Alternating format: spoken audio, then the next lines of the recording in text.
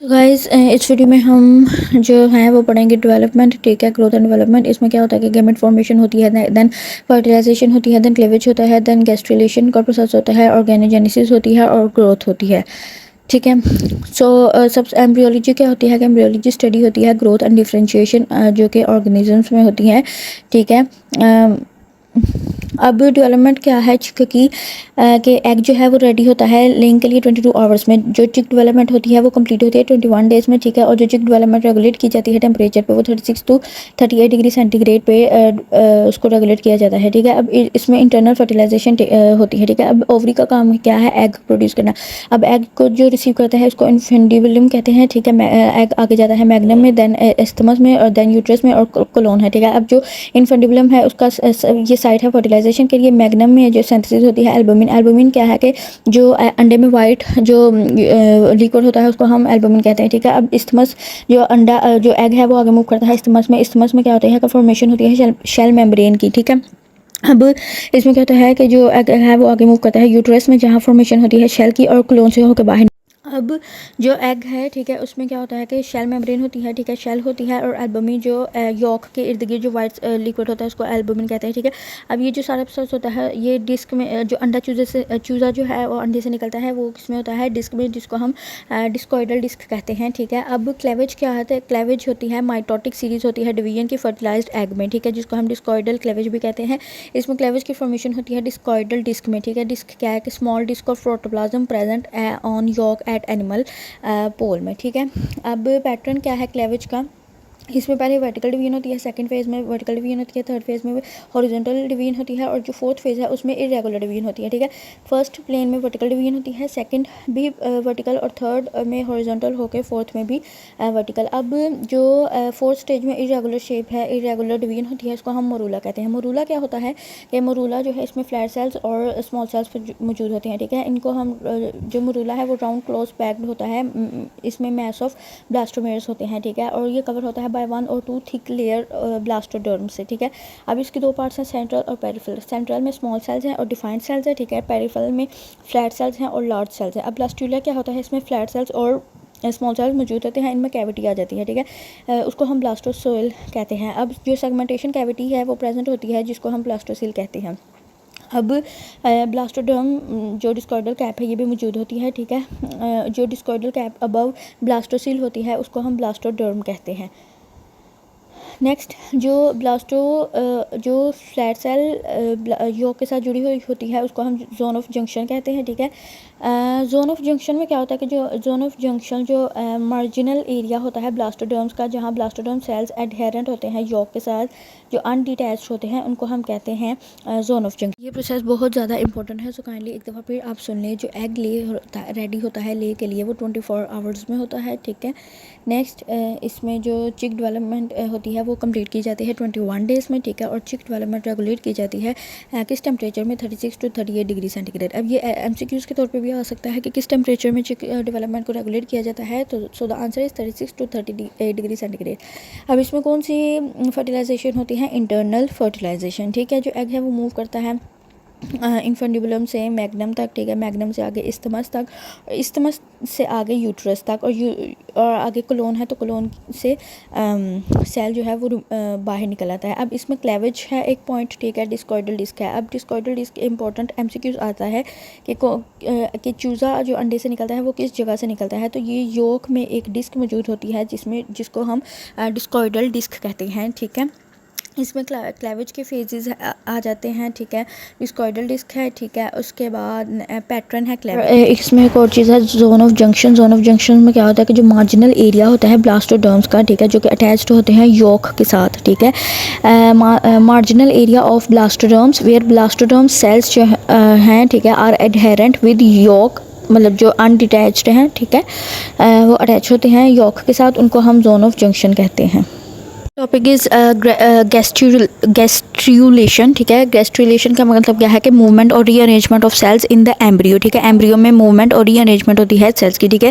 Last time जो हमने topic छोड़ा था उसको ब्लास्टुला, ठीक है। ब्लास्टुला चौड़ा था, ठीक है, और ब्लास्टुला की जो मेम्ब्रेन है उसको हम कहते हैं ब्लास्टोडर्म। ब्लास्टोडर्म, ठीक है, ब्लास्टोडर्म जो है वो स्प्लिट होती है तो 2 लेयर्स बनती हैं, ठीक है, एपीब्लास्ट और हाइपोब्लास्ट, मतलब ऊपर वाली लेयर और नीचे वाली लेयर। अब ऊपर वाली लेयर को एपीब्लास्ट कहते हैं, ठीक है, और नीचे वाली लेयर को हाइपोब्लास्ट, ठीक है, हाइपोब्लास्ट। अब जैसे एपीब्लास्ट आगे जाके 2 लेयर्स बनाएगा, ठीक है, जिसको हम एक्टोडर्म कहते हैं, ठीक है, और दूसरी लेयर को हम कहते हैं मेसोडर्म, ठीक है।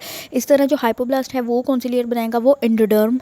हाइपोब्लास्ट जो लेयर बनाएगा वो एंडोडर्म कहते हैं, ठीक है। अब जो बीच वाली लेयर है, ठीक है, जो इन दोनों के दरमियान जो जगह है, ठीक है, उसको हम कहते हैं एरिया ऑफ पिलियोसाइट, ठीक है, और इन दोनों के साइड्स पे योक प्रेजेंट होता है, मतलब ऊपर एपीब्लास्ट होता है, नीचे हाइपोब्लास्ट होता है, बीच में एरिया ऑफ पिलियोसाइट होता है और साइड्स पे योक प्रेजेंट। योक के अंदर ये सब हो रहा है, योक के अंदर जो एक डिस्क है उसमें ये सब हो रहा होता है, ठीक है, ऊपर हाइपोब्लास्ट ऊपर एपीब्लास्ट नीचे हाइपोब्लास्ट, ठीक है, और योक के जो साइड्स हैं उनको हम कहते हैं एरिया ऑफ ओपेक। नेक्स्ट है, देख लेते हैं कि फॉर्मेशन ऑफ नोटोकॉर्ड और मेसोडर्म की हमने फॉर्मेशन करवानी है। कैसे होगी फॉर्मेशन के, एपीब्लास्ट है, ठीक है, नीचे हाइपोब्लास्ट है, ठीक है, और एपीब्लास्ट और हाइपोब्लास्ट के सेल्स जो है ना वो मूव करेंगे, ठीक है। अब जब सेल्स मूव करेंगे, ठीक है, तो इनके दरमियान एक मतलब एक रॉड लाइक चीज़ बनेगी, ठीक है, जिसको हम जिसको इनके दरमियान एक मतलब ट्यूब बनेगी, ठीक है, जिसको हम प्रिमिटिव स्ट्रीक कहते हैं। अब जो प्रिमिटिव स्ट्रीक की वॉल्स हैं, ठीक है, उनको हम कहते हैं प्रिमिटिव रिजेस, ठीक है, और प्रिमिटिव स्ट्रीक का जो मतलब जो लास्ट वाला सर्कल सा पॉइंट्स है, ठीक है, उसको हम जहाँ से वो ओपन हो रहा होता है उसको हम कहते हैं ब्लास्टोपोर। जो प्रिमिटिव स्ट्रीक है उसके आगे वाली पार्ट को मतलब ब्लास्टोपोर कहते हैं, ठीक है, और उसके जब पीछे जाए फेलिक्स एंड पे, ठीक है, तो उधर मतलब सेल्स का गुच्छा बनेगा, ठीक है, मतलब कोहेरेंट सेल्स होंगे, ठीक है, जहाँ फॉर्मेशन होगी सारी लेयर्स की, मतलब मेसोडर्म, एंडोडर्म, एक्टोडर्म, ठीक है, और उस चीज़ को उस मतलब सर्कल को उस सेल ग्रुप ऑफ सेल्स को हम कहते हैं Hansen's node. Hansen's node primitive streak के पीछे की तरफ प्रेजेंट होता है, जहाँ मेसोडर्म, एक्टोडर्म और एंडोडर्म की फॉर्मेशन होती है। प्रिमिटिव स्ट्रीक का जो स्टार्ट है, ठीक है, जो एक सर्कल सा होता है उसको ब्लास्टोपोर कहते हैं, ठीक है, वो उसके आगे जो बनता है वो नोटोकॉर्ड बनता है, ठीक है, जो कि रोड लाइक स्ट्रक्चर होता है, ठीक है। हैंसन नोड से सेल अंदर की तरफ जाते हैं और एक रोड लाइक स्ट्रक्चर बनाते हैं जिनको हम नोटोकॉर्ड कहते हैं, ठीक है। जो हैंसन नोड से सेल मूव करेंगे, ठीक है, तो लेयर्स बनेंगी, ठीक है। जो सबसे पहली लेयर बनेगी उसको हम एंडोडर्म कहते हैं, ठीक है। एंडोडर्म और यॉक के दरमियान एक स्पेस होती है, ठीक है, जिसको जो कि चूजे का मैदा बनाती है, ठीक है, जिसको हम कहते हैं गैस्ट्रोसील प्रिमिटिव। इसके बाद जब एंडोडर्म बन जाती है और नोटोकॉर्ड बन जाती है, ठीक है, तो किस फॉर्मेशन होती है एक अनदर लेयर की जिसको हम एक्टोडर्म कहते हैं, ठीक है। एक्टोडर्म के बाद मेसोडर्म की फॉर्मेशन होती है जिसको डोर्सल मेसोडर्म कहते हैं, ठीक है, जो कि एक सेल मतलब ग्रुप ऑफ सेल्स की फॉर्म में प्रेजेंट होते हैं, ठीक है।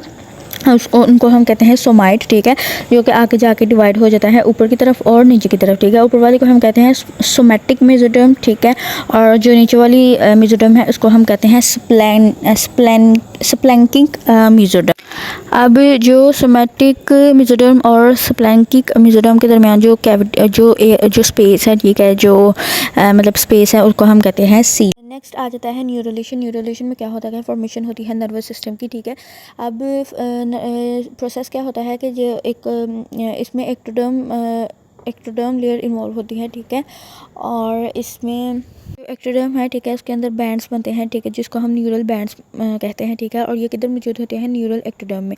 अब न्यूरल बैंड्स जो हैं वो आगे मतलब थिक होते जाते हैं, ठीक है, और थिक होते जाते हैं और न्यूरल प्लेट बनाते हैं, ठीक है, न्यूरल प्लेट बनाते हैं।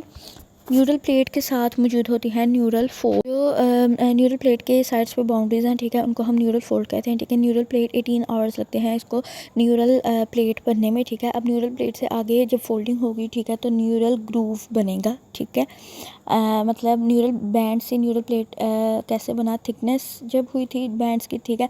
अब न्यूरल प्लेट से न्यूरल ग्रूव कैसे बना, जब जो है फोल्डिंग हुई तो क्या बना कि न्यूरल ग्रूव। अब जो न्यूरल ग्रूव है जो कि न्यूरल फोल्डिंग की वजह से बना था, ठीक है, ये बनता है 22 आवर्स में, ठीक है।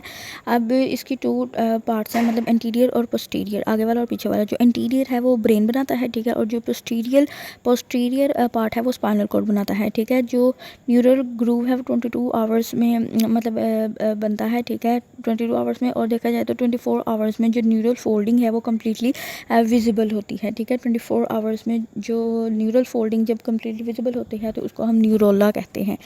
जब न्यूरल फोल्डिंग होती जाती है, ठीक है, होती जाती है, ठीक है।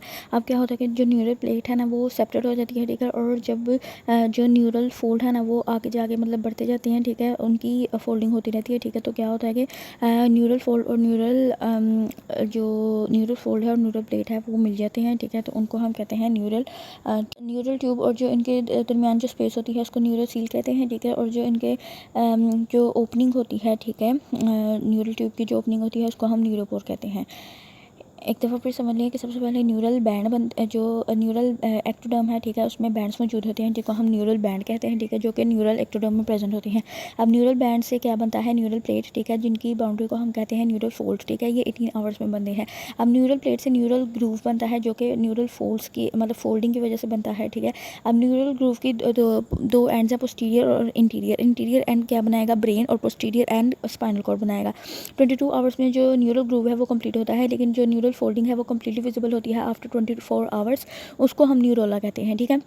अब जब फोल्डिंग होती जाएगी तो न्यूरल प्लेट और न्यूरल फोल्डिंग मिल जाएंगे, ठीक है, जिनको हम न्यूरल ट्यूब कहते हैं, ठीक है। उनके दरमियान जो स्पेस होती है उसको हम न्यूरोसील कहते हैं, और जो ओपनिंग होती है उसको हम न्यूरोपोर कहते हैं। तो ये था न्यूरोलेशन का process. Topic is mechanisms of development, ठीक है। अब सबको पता है कि जायगोट से इंडिविजुअल मतलब जायगोट से लेकर इंडिविजुअल तक जो मैकेनिज्म है, ठीक है, उसको पढ़ते हैं कि जायगोट जो सिंगल सेल या फर्टिलाइज्ड एग होता है उसको हम जायगोट कहते हैं, ठीक है।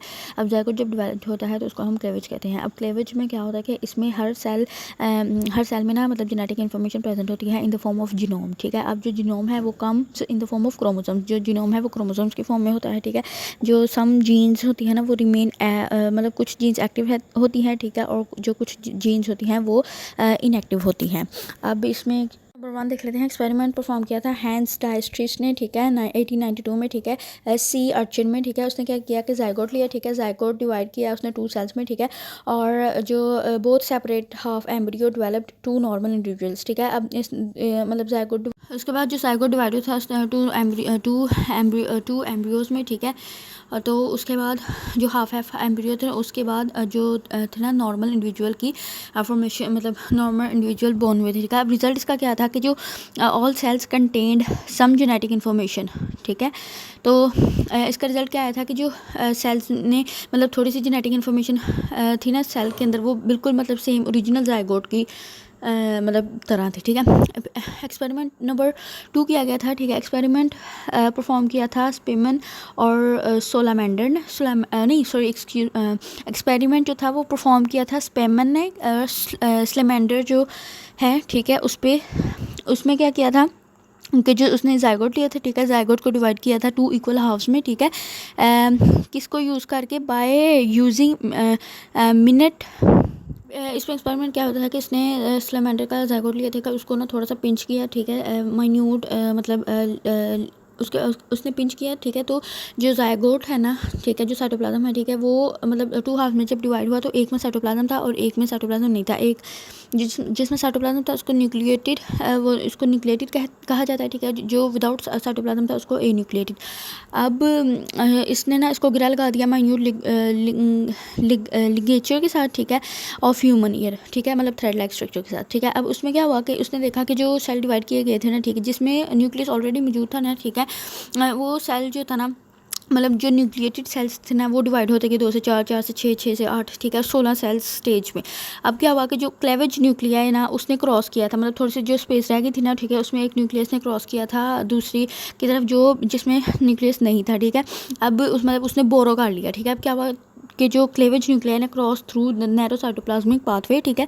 उसके बाद वो जो जिसमें 16 सेल डिवीजन थी ना, ठीक है, वो स्टॉप हो गया, ठीक है। और जो न्यूक्लिया जो मतलब जो मूव करके गया था, ठीक है, उसमें डेवलप होती गई, ठीक है, डेवलप होती गई, ठीक है, जिसकी वजह से both sides develop 2 normal individuals, ठीक है, जिसकी वजह से आगे जाके नॉर्मल इंडिविजुअल की डेवलप। नेक्स्ट एक और एक्सपेरिमेंट स्पेमन ने परफॉर्म किया सोलामेंडर में, ठीक है।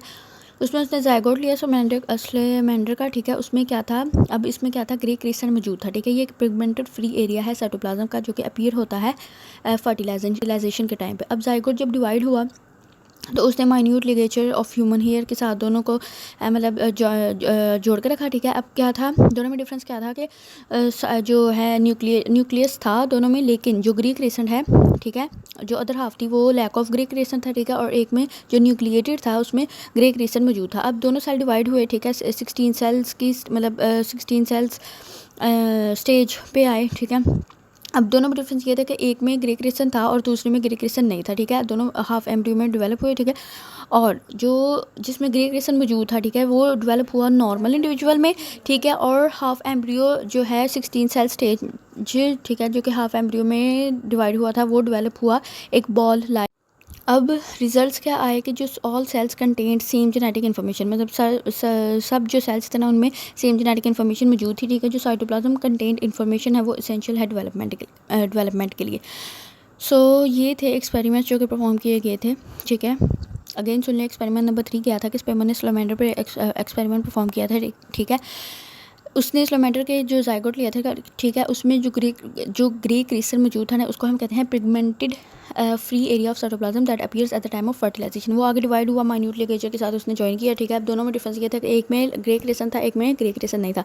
जो ग्रे क्रिस्टल वाला था वो नॉर्मल आगे जाके डिवाइड हुआ 16 सेल स्टेज में डिवाइड हुआ, ठीक है, और आगे जाके नॉर्मल इंडिविजुअल में डेवलप हुआ, ठीक है। और जिसमें ग्रे क्रिस्टल मौजूद नहीं था, ठीक है, वो आगे जाके डेवलप हुआ 16 सेल स्टेज में, और जो आगे वो बॉल लाइक मतलब स्ट्रक्चर में डेवलप हुआ था। सो ये था मैकेनिज्म ऑफ डेवलपमेंट जिसमें डिफरेंट एक्सपेरिमेंट्स परफॉर्म किए। नेक्स्ट है रोल ऑफ साइटोप्लाज्म। तो साइटोप्लाज्मिक जो कंपोनेंट है, ठीक है, उस जो एक सेल होता है उसमें सिर्फ न्यूक्लियस नहीं होता बल्कि उसमें एक और चीज़ मौजूद होती है जो कि होता है साइटोप्लाज्म। अब साइटोप्लाज्मिक जो कंपोनेंट है उसमें वो कंटेन करता है डिफरेंट मॉर्फोजेनेटिक डिटर्मिनेंट्स, ठीक है, जो कि एसेंशियल होती हैं सेल डिफरेंशिएशन के लिए, ठीक है। वो प्रेजेंट होती है ब्लास्टोमेर साइटोप्लाज्म के साथ। जैसे जब एक ज़ायगोट डिवाइड होता है 2 एम्ब्रियो में, उसे डिवाइड होता है 4 सेल्स में, ठीक है, तो इसको हम ब्लास्टोमेर कहते हैं। अब फॉर एग्जांपल जैसे एसिडियन है, ठीक है, उसमें 5 कलर के साइटोप्लाज्म मौजूद होते हैं, ठीक है। 5 कलर के साइटोप्लाज्म जो क्लियर साइटोप्लाज्म होता है वो क्या कहता है, उसका काम है जब लार्वा मतलब स्टेज पे हो तो वो एपिडर्मल सेल्स को प्रोड्यूस करे, ठीक है। जो येलो साइटोप्लाज्म है वो मसल सेल्स को फॉर्मेशन के लिए होता है, ठीक है। और जो ग्रे वेजिटल साइटोप्लाज्म है, ठीक है, वो फॉर्मेशन करेगा गट की, ठीक है।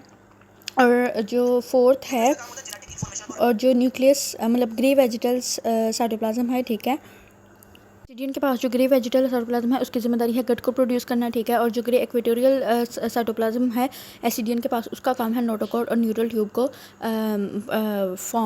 उसकी फॉर्मेशन करना, ठीक है। तो ये थे रोल ऑफ साइटोप्लाज्म। नेक्स्ट है role of nucleus in development.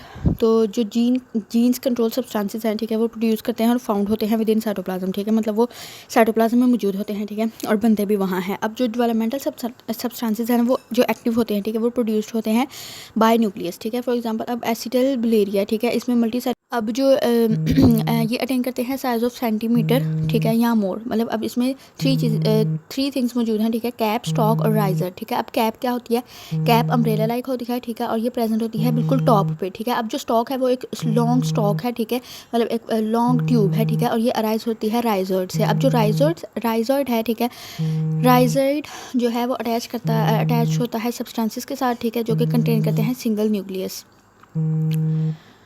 उसके बाद एक्सपेरिमेंट परफॉर्म किया था हेमरलिंग ने, ठीक है। उसने 2 चीज़ें ली थी, इसमें 2 चीज़ें मौजूद थी, ठीक है, मेडिटरेनी, ठीक है, और क्रीन्यूलेटा। जो एक्सपेरिमेंट परफॉर्म किया गया था, ठीक है, वो एसिटिलबुलेरिया की 2 टाइप्स हैं, ठीक है, मेडिटरेनी और क्रेन्यूलेटर, ठीक है। अब मेडिटरेनी में क्या है, तो जो कैप है वो रेगुलर शेप में है, ठीक है, स्टॉक भी है और राइजोड भी है, ठीक है। अब जो क्रेन्यूलेटर में है उसकी जो कैप है वो इरेगुलर शेप में है। अब उसने क्या किया था कि उसने कट किया था मेडिटरेनिया का हाफ पार्ट कट किया था, ठीक है, और उसको लगा दिया था क्रेन्यूलेटा के पार्ट में, ठीक है, और क्रेन्यूलेटा का पार्ट मेडिटरेनी में लगा दिया था, ठीक है। He cut off nucleus containing rhizoid from algae, ठीक है, मतलब मेडिटरेनी, ठीक है, and grafted on other piece of algae मतलब क्रेन्यूलेटा, ठीक है। और रिजल्ट क्या आए थे कि जो न्यूक्लियस कंटेन करता है सारी जेनेटिक इन्फॉर्मेशन जो कि एसेंशियल होती है डेवलपमेंट के लिए, ठीक है। और जो साइटोप्लाज्म है वो इंपॉर्टेंट रोल प्ले करता है सिलेक्शन ऑफ जीन्स, मतलब साइटोप्लाज्म सेलेक्ट करता है कि ये मेडिटरेनी की शेप कौन सी होगी, ठीक है, और साइटोप्लाज्म ही सिलेक्ट करता है कि जो क्रेन्यूलेटा की शेप नेक्स्ट है कॉन्सेप्ट ऑफ डिफरेंशिएशन। अब इसमें क्या होता है कि जो जाइगोटिक सेल्स होते हैं उनमें सारी इन्फॉर्मेशन होती है, ठीक है। Zygotic sales contain all information for the development of an individual की डेवलपमेंट में जो इन्फॉर्मेशन होती है वो जाइगोटिक सेल्स कंटेन करते हैं, ठीक है। उसके बाद जो साइटोप्लाज्मिक कंपोनेंट कंटेन करते हैं डिफरेंट मॉर्फोजेनेटिक डिटर्मिनेंट्स, ठीक है, जो कि कंट्रोल करते हैं function of specific cell type, जिसको हम डिफरेंशिएशन कहते हैं, ठीक है। ये प्रूव किया गया था एक्सपेरिमेंट में, जो सा एक्सपेरिमेंट स्पेमन ने किया था। अब जो एक एम्फीबियन फ्रॉग, अब एक्सपेरिमेंट किया गया था एम्फीबियन फ्रॉग, उसका जाइगोट लिया, ठीक है। जाइगोट की 3 लेयर्स, जाइगोट की जो सबसे बाहर वाली लेयर है उसको एक्टोडर्म कहते हैं, अंदर वाली को मेसोडर्म और सबसे अंदर वाली को एंडोडर्म, और इन तीनों लेयर्स को हम कहते हैं जर्म लेयर, ठीक है। उसके बाद जो एक्टोडर्म का काम है वो नर्वस सिस्टम बनाना है, ठीक है। अब जब सेल डिवाइड हुए, ठीक है, तो एक्टोडर्म और एम्ब्रियो विदाउट एम्ब्रियो, जब मतलब सेल जो जाइगोट है, ठीक है, वो डिवाइड हुआ एम्ब्रियोज में, तो उसके बाद एक एक्टोडर्म थी, ठीक है, एक एम्ब्रियो में, और दूसरे एम्ब्रियो में मतलब जो एक्टोडर्म थी ना वो विदाउट एम्ब्रियो थी, ठीक है। सॉरी, एम्ब्रियो जो थी वो विदाउट एक्टोडर्म थी। अब जिसमें एक्टोडर्म मौजूद थी, ठीक है, वो पेट्री डिश में डेवलप किया गया, ग्रो किया गया था, और इसमें मतलब नर्वस सिस्टम को डेवलप नहीं किया गया था। अब जो एक्सपेरिमेंट फॉर्म किया गया था, ठीक है, उसमें उसने जो मतलब एक्टोडर्म में उसको पेट्री डिश में डेवलप किया गया था, तो उसको ये था कि मतलब इसने नर्वस सिस्टम बना देना, जबकि नर्वस सिस्टम नहीं डेवलप किया गया था। और जो एम्ब्रियो था विदाउट एक्टोडर्म में, उसमें फॉर्मेशन हुई थी लेकिन डिफेक्टिव नर्वस सिस्टम, मतलब इसमें भी सही तरीके से नर्वस सिस्टम नहीं बनाया गया था। अब उसने क्या किया है कि जो एक्टोडर्म, मेसोडर्म और एंडोडर्म है, तो उसने जाइगोट में से मेसोडर्म को रिमूव कर दिया गया, ठीक है। अब उसको ये था कि एक्टोडर्म और एंडोडर्म रह गई है, तो क्या पता मतलब नर्वस सिस्टम बन जाए, लेकिन नर्वस फॉर्मेशन नहीं हुई थी नर्वस सिस्टम के। अब रिजल्ट क्या मतलब रिजल्ट क्या आए थे कि जो मेसोडर्मल सेल्स हैं वो स्टिमुलेट करते हैं डेवलपमेंट ऑफ एक्टोडर्म ले बाय डिफरेंशिएशन प्रोसेस को, ठीक है। मतलब उसने ये देखा था कि हर जो लेयर है ना वो आपस में इंटरकनेक्टेड है, मतलब कोई ना कोई ताल्लुक़ रखती है, ठीक है। तो इस वजह से मतलब जो एम्फीबियन फ्रॉग है उसका वो नर्वस सिस्टम। नेक्स्ट है एम्ब्रियोनिक इंडक्शन। तो एम्ब्रियोनिक इंडक्शन में क्या होता है कि जो एम्ब्रियोनिक इंडक्शन फिनोमेना है वो रिपोर्ट किया गया था बाय हैंस स्पेमन एंड हाइल्ड मैकॉल ने 1924 में, ठीक है। अब इसमें क्या होता है कि इसमें कहा जाता है कि जो सम सेल्स है ना, मतलब कुछ सेल्स हैं ना, उनमें कैपेसिटी होती है कि उनको इंड्यूस या इवोक किया जा सके, मतलब उनमें इंड्यूस किया जा सके स्पेसिफिक डेवलपमेंटल रिस्पॉन्स, ये एम्ब्रियो लेवल पे होता है। अब जो एक्सपेरिमेंट फॉर्म किया गया था उसमें क्या था कि उसमें ना मतलब जो साइंटिस्ट था ना उसने एम्फीबियन का एम्ब्रियो लिया था, और किस स्टेज पे लिया था, गैस्ट्रुला स्टेज पे, ठीक है। गैस्ट्रुला स्टेज कौन सी है, जिसमें मेसोडर्म, एक्टोडर्म और एंडोडर्म तीनों लेयर्स मौजूद होती हैं, ठीक है। अब इन तीनों लेयर्स को जो है वो ऑर्गेनाइज करता है, उसको डोर्जल ब्लास्टोपोर लिप कहते हैं, ठीक है। अब ये क्या करता है कि ये ऑर्गेनाइज करता है तीनों लेयर्स, मतलब जिनको हम जर्म लेयर्स कहते हैं, उनको ऑर्गेनाइज करता है, ठीक है। जो जर्म लेयर्स होते हैं ना वो कंप्लीट इंडिविजुअल ऑर्गन्स फॉर्म किए जाते हैं फ्रॉम जर्म लेयर्स, ठीक है। उसके बाद जो एक्टोडर्म है वो नर्वस सिस्टम बनाने के लिए काम आता है, ठीक है। अब ये जो उसने एक्सपेरिमेंट परफॉर्म किया गया था, उसने क्या किया था कि जो है ना एम्फीबियन एम्ब्रियो, ठीक है, उसमें से एक्टोडर्म को रिमूव कर दिया गया, ठीक है, और मेसोडर्म और एंडोडर्म को रहने दिया, ठीक है। अब एक्टोडर्म क्या करता है, नर्वस सिस्टम बनाता है। उसने क्या किया था कि cut out the piece of ectoderm from dorsal lip of blastopore and put the piece of ectoderm on a petri dish, ठीक है। उसके बाद isolated piece of ectoderm did not form a nervous system. अब जो petri dish पे जो उसने ectoderm रखा था उसने नर्वस सिस्टम नहीं बनाया था। अब जो मेसोडर्म और एंडोडर्म था, ठीक है, उन्होंने बनाया था डिफेक्टिव नर्वस सिस्टम, ठीक है, या मतलब बिल्कुल ख़राब या बिल्कुल नहीं ना होने के बराबर, ठीक है। अब कंक्लूजन क्या आया था कि जो पर्टिकुलर मॉर्फोजेनेटिक डिटर्मिनेंट्स है ना, ठीक है, वो they have been lost due to removal of ectoderm piece, ठीक है। कंक्लूजन ये आया था कि जो पर्टिकुलर मॉर्फोजेनेटिक डिटर्मिनेंट्स है ना वो मतलब ख़त्म हो गए हैं, लॉस हो गए हैं, किसकी वजह से, एक्टोडर्म पीस को रिमूव। अब क्या हुआ कि इसने एक्सपेरिमेंट 2 परफॉर्म किया, एक्सपेरिमेंट 2 में इसने मेसोडर्म को रिमूव कर दिया या डिस्कार्ड कर दिया, ठीक है। अब क्या हुआ था कि एक्टोडर्म और एंडोडर्म रह गया, ठीक है। अब उन्होंने फाइनली मतलब उन्होंने they folded the flap of ectoderm back, ठीक है, इन इट्स प्लेस। अब एम्ब्रियो ने जो एक्टोडर्म, जिसमें एक्टोडर्म और एंडोडर्म मौजूद था, उसने भी नर्वस सिस्टम नहीं बनाया, क्योंकि उसने इस सेकेंड एक्सपेरिमेंट में मेसोडर्म को रिमूव किया था। अब कंक्लूजन क्या आया था कि जब मेसोडर्म रिमूव किया गया था, जो एक्टोडर्म है उसने डिफ्रेंशिएट नहीं किया न्यूरल टिश्यू को, ठीक है, जो मेसोडर्म है वो मस्ट इन्फ्लुएंस करता है एक्टोडर्म का, जो कि डिफ्रेंशिएट करता है नर्व टिश्यूज़ को, ठीक है। अब जो एक्सपेरिमेंट 3 था, अब जो उसने तीसरा एक्सपेरिमेंट भी किया। तीसरा एक्सपेरिमेंट उसने क्या किया था कि अब उसने मतलब कोई लेयर नहीं, मतलब एक्टोडर्म इंटोडर्म या मेसोडर्म नहीं निकाला था, बल्कि उसने जो 2 एम्ब्रियो लिए, ठीक है, उसने एक का डोर्सल ब्लास्टोपोर लिप को रिमूव करके दूसरे एम्ब्रियो के डोर्सल दूसरे एम्ब्रियो के लिटरल साइड पे उसको ग्राफ्ट किया गया था, ग्राफ्ट कर दिया। अब एम्ब्रियो के पास 2 डोर्सल ब्लास्टोपोर लिप, ठीक है। अब एक उसका अपना और दूसरा जो लेटरल साइड पे ग्राफ्टेड किया गया। अब इस जो डोर्सल लिप ब्लास्टोपोर लिप है, ठीक है, वो सोमाइट न्यूरल ट्यूब नोटोकॉर्ड में बन गया, ठीक है। अब जब देखा गया कि जो ये एक पार्ट है, ठीक है, जो कि कंट्रोल करता है किसी भी ऑर्गेनिजम्स की डेवलपमेंट या उसके बनने में, ठीक है, तो जो वो ब्लास्टोपोर लिप था, ठीक है, तो इसको हम वो भी सोमाइट न्यूरल ट्यूब नोटोकॉर्ड में बन गया, ठीक है। नेक्स्ट इसको इंडक्शन का नाम दिया गया था, ठीक है, एम्ब्रियोनिक इंडक्शन का नाम इसलिए दिया गया था। थर्ड एक्सपेरिमेंट क्या था कि they took 2 embryos of salamander at the gastrula stage and removed a piece of dorsal blastopolar lip from one embryo. They transplanted it into a central or lateral position of another salamander gastrula, ठीक है। It invaginates and develop a notochord and somites, ठीक है। It also induced the second embryo to form neural tube and a complete nervous system was formed where the dorsal blastopolar lip was placed. They observed that only cells from the dorsal lip of blastopore were capable of inducing a complete embryo. Spearman designated the dorsal area of primary organizer, and because it was the only tissue capable of inducing development of secondary embryo in the host, so it was called as primary. Next हमारा topic है ageing. अब ageing क्या है कि physiological negative change in our body, ठीक है, मतलब aged होना, ठीक है, बढ़ना उम्र के साथ साथ, ये इनएविटेबल प्रोसेस है, ठीक है। उसके बाद गिरोंटोलॉजी क्या है कि स्टडी ऑफ एजिंग को हम गिरोंटोलॉजी कहते हैं। अब साइंस क्या है एजिंग के, इसमें लॉस ऑफ हेयर होता है, लॉस ऑफ हेयर पिगमेंट्स होते हैं, ड्राइनेस हो जाती है, स्किन में रिंकल्स आ जाते हैं, ठीक है, loss of agility, decrease body immunity, ठीक है, फॉरगेटफुलनेस हो जाती है, पुअर विजन होती है, इंक्रीज वेट हो जाता है due to the fat and develop pigmented area in the skin and face, arms and feet, ठीक है। अब अराइज अर्थराइटिस, मतलब अर्थराइटिस होता है इसकी वजह से due to the degeneration of cartilage, ठीक है। और जो अराइज करता है आर्टियोसेलरोसिस, ठीक है, जिसको हम कहते हैं degeneration of elastic tissues in tunica media of blood vessel, ठीक है, जो कि ब्लड क्लॉट बनाता है कोरोनरी आर्टरीज में। अब रीजंस क्या है एजिंग के, जो सम सेल्स हैं ना टिश्यू के, वो उनमें ना सिर्फ फिनिट माइटोटिक डिवीजन होती है। फॉर एग्जांपल जैसे नर्वस सिस्टम है, इसमें क्या होता है, मेमोरी लॉस हो जाती है ओल्ड एज में, ठीक है। किस वजह से, due to fewer memory cells जब मतलब फिनिट होंगे, ठीक है, थोड़े होंगे, तो मेमोरी जो है वो लॉस होना स्टार्ट हो जाएगी ओल्ड एज में। अब क्या होगा कि इसमें इंटरसेलुलर सब्सटेंसेस में चेंजेस आते हैं, ठीक है, जो कि हमारे मतलब एजिंग के दौरान जो चेंजेस आते हैं वो ये हैं कि जो कोलेजन है ना, ज़्यादा कोलेजन इंटरलिंक करता है मसल प्रोटीन के साथ, जो इलास्टिक टिश्यूज़ हैं वो अपनी इलास्टिसिटी लूज़ कर देते हैं, ठीक है। और इलास्टिसिटी जो है वो रिजिलियंस